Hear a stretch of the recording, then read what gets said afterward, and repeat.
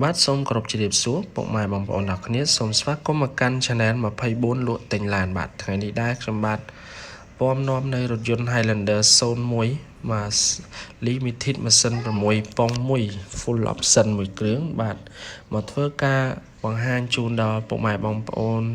ដែលគាត់កំពុងតែស្វែងរករថយន្តជិះលក្ខណៈគ្រួសារហើយដើម្បីឲ្យបងប្អូនចំណេញពេលវេលាក្នុងការស្វែងរកមើលឡានទិញឡានបងប្អូនអាចមើល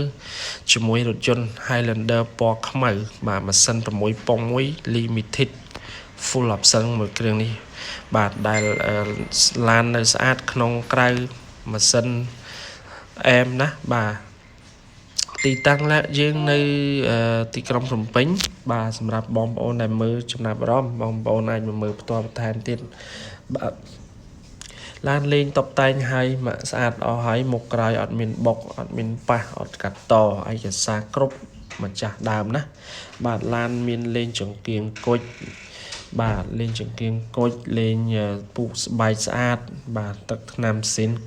90% បាទបើសិនជាបងប្អូនដែលគាត់កំពុងស្វែងរកឡានហើយចង់បានឡាននៅស្អាតសំណុំបងប្អូន